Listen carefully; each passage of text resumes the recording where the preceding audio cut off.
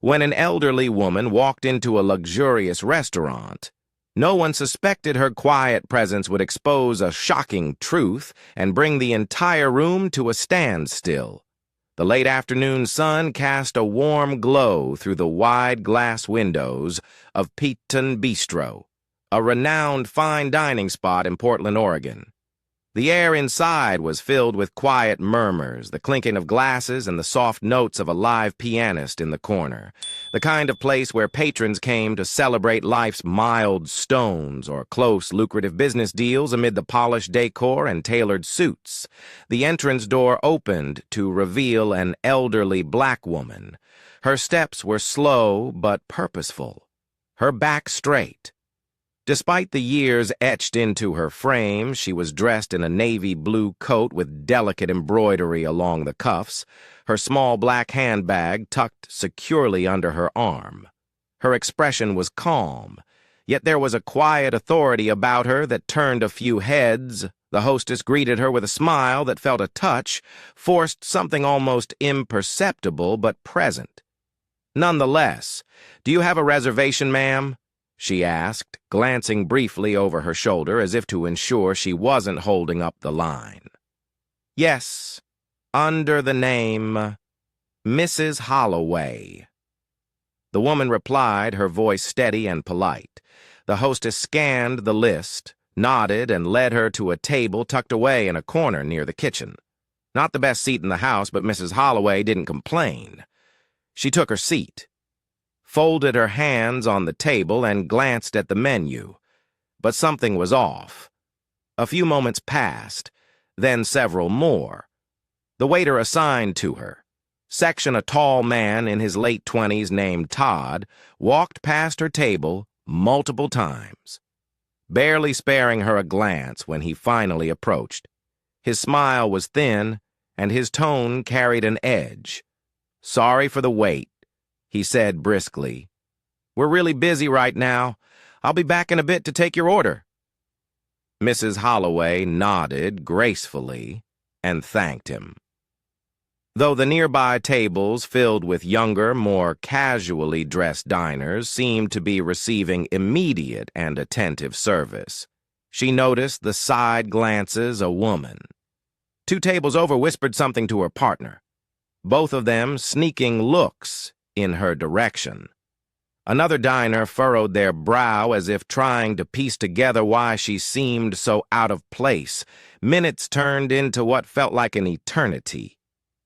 Todd returned, but his demeanor was no warmer.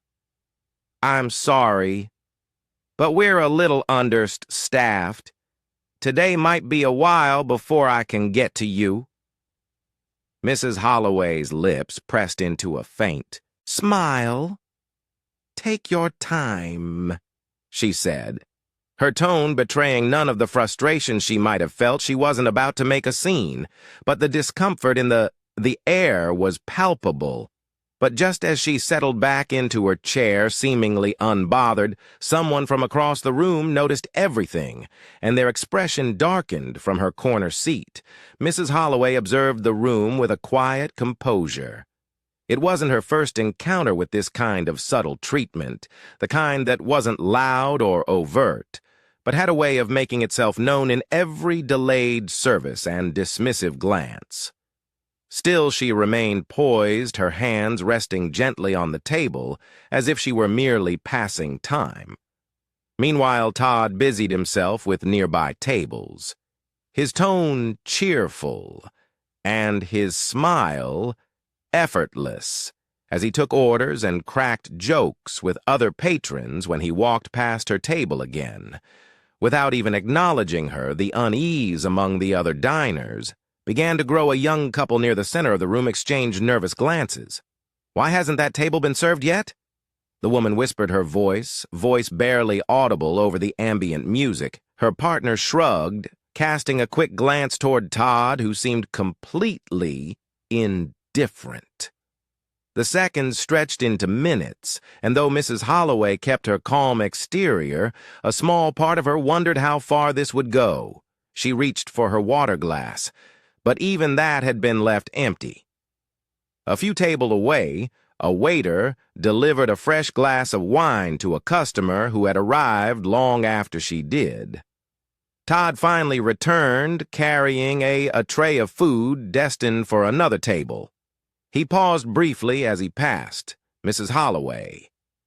"Still haven't decided," he asked, his tone bordering on dismissive, as though the delay were her fault. She looked up at him, her eyes steady and kind, but with a quiet intensity that made him falter. "I'm ready to order whenever you have a moment," she said, her voice measured and polite. Todd nodded, muttering something under his breath as he walked away. But a few tables away, someone else had been watching closely at a table near the bar. A man in his late 30s sat with a half-empty glass of sparkling water, dressed in a crisp navy blazer. His demeanor was calm but sharp, his eyes narrowing as he observed Todd's behavior. He had been quietly taking note of every interaction, every slight, and every dismissive glance. His fingers tapped lightly on the table as his expression grew colder with each passing minute. For now he stayed silent, his gaze darting between Mrs. Holloway and the staff.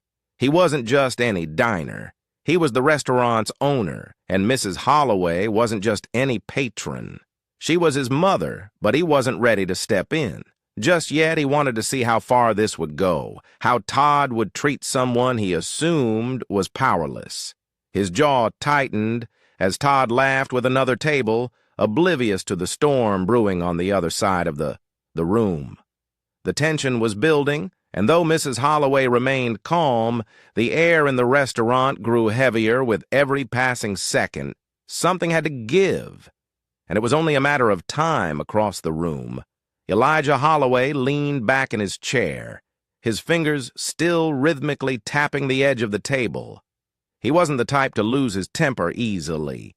Years in the restaurant industry had taught him that patience was often the most powerful tool in his arsenal. But this was different. Watching his mother endure the subtle but deliberate mistreatment filled him with a slow, burning anger. Elijah had poured his heart into building Pton Beastro. It was more than just a business. It was a testament to the values his mother had instilled in him: respect, integrity, and fairness. She had been his anchor through years of struggle, the voice in his ear reminding him to keep pushing forward when the odds were stacked against him. Now seeing her treated as though she didn't belong in a space he had created, it felt personal. He noticed the way Todd avoided her table, the way he smiled effortlessly at other guests while his expression hardened. Whenever he glanced her way, Elijah caught the faint smirk Todd gave another server as if sharing an unspoken joke. His grip tightened around his glass. The restaurant was his domain, his pride. Every detail from the menu to the decor bore his mark. Yet at this moment he felt powerless. His mother was the one person in the world he would never allow to be disrespected. And here she was, enduring it with grace. He wasn't sure he could master himself. Elijah's thoughts raced. Should he confront Todd now and make an example of him in front of the entire restaurant? Or should he wait and let the moment unfold, ensuring there was no room for excuses? Later, he chose the latter. He signaled to the manager, a middle-aged woman named Dana, who approached his table cautiously. "Keep an eye on table 12, he said under his breath, nodding toward his mother. "I want to see how Todd handles this. Don't intervene yet." Donna hesitated but nodded. She knew better than to question Elijah when his tone was that firm. Elijah's focus returned to his mother. She was now looking at her watch, her movements deliberate and calm. She wasn't going to complain. He knew that much complaints had never been her way. She believed in letting actions speak louder than words.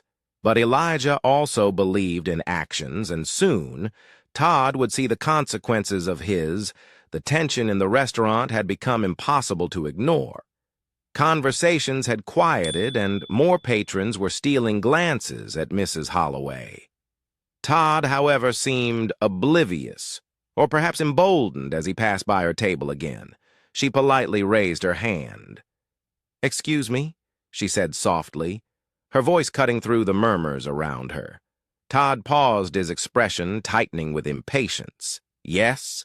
he replied curtly, barely masking his irritation. "I'd like to place my order now, if you're not too busy," she said, maintaining her grace. Todd sighed audibly, glancing around as if to find an escape. "I'll be back in a minute," he muttered, turning away before she could respond at that moment. Elijah rose from his seat. His movements deliberate and unhurried, the room seemed to shift as he crossed it, his presence commanding without a word. He reached Todd just as the waiter was joking with another table, the casual arrogance on his face quickly melting into confusion when he noticed Elijah standing beside him. Elijah.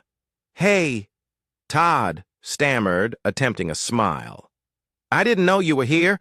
I've been here," Elijah said calmly, his voice carrying an unmistakable authority, "and I've been watching."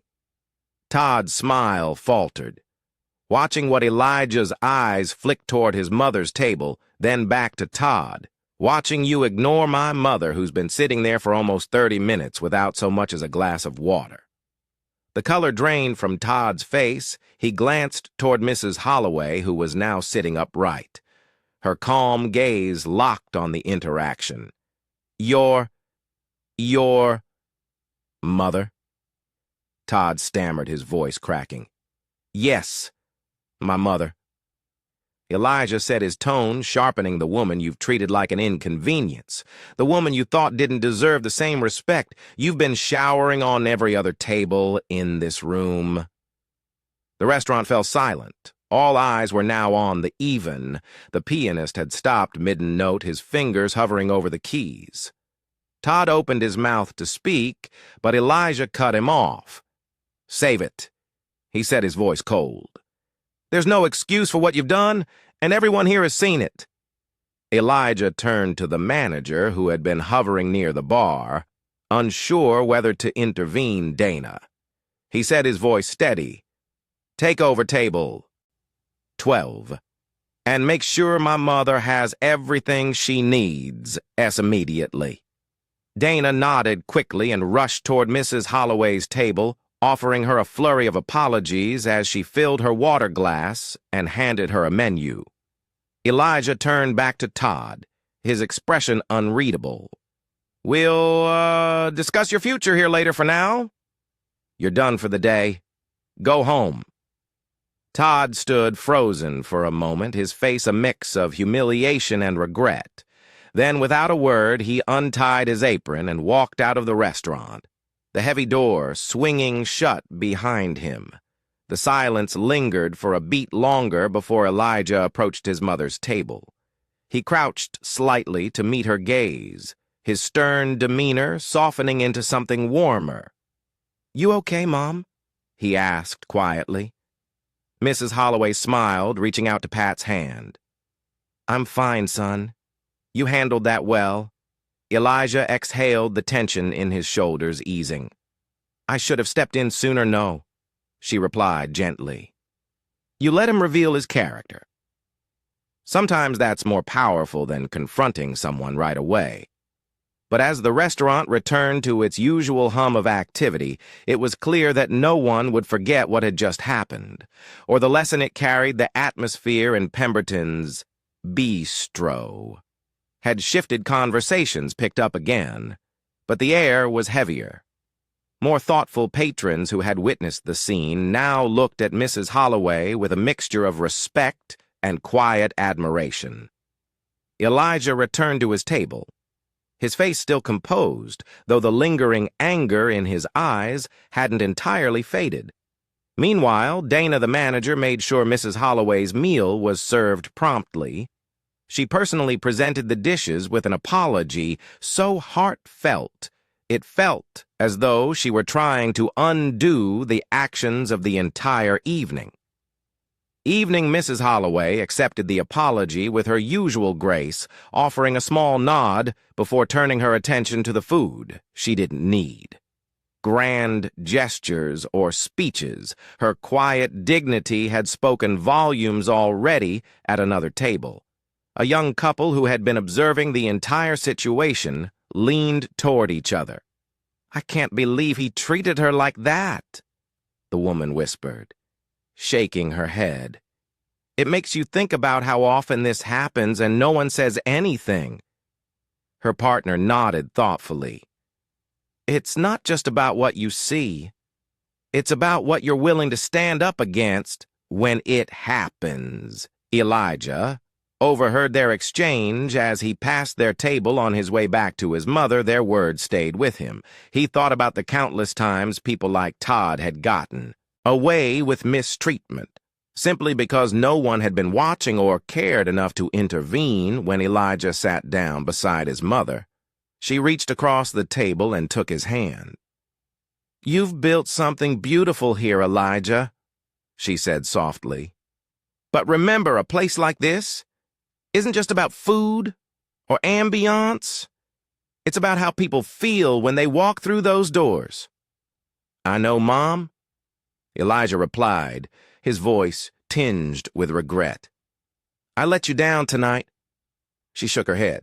"No, you didn't. You gave everyone here a chance to see the truth. Truth. And you handled it with integrity. That's what matters around them." The staff seemed more attentive, the service more thoughtful. It wasn't just about avoiding another incident. It was about the unspoken lesson Elijah's actions had taught them all. Respect and kindness weren't optional. They were the foundation of everything. As Mrs. Holloway finished her meal, she glanced around the room, her gaze settling briefly on Dana, who gave her a small, apologetic smile. There was no bitterness in her expression, only a quiet satisfaction that the moment had left an impression. But for Elijah, the lesson wasn't just for Todd or the staff. It was a reminder for himself, too. Leadership wasn't just about managing operations. It was about upholding the values that made his restaurant a place worth visiting.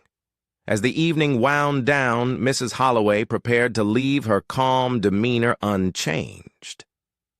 Elijah walked her to the door, holding it open as she stepped out into the crisp evening air. For a moment, they stood there together, the glow from the restaurant's windows illuminating their faces. "You did good, son," she said, her voice carrying a warmth that softened the day's tension.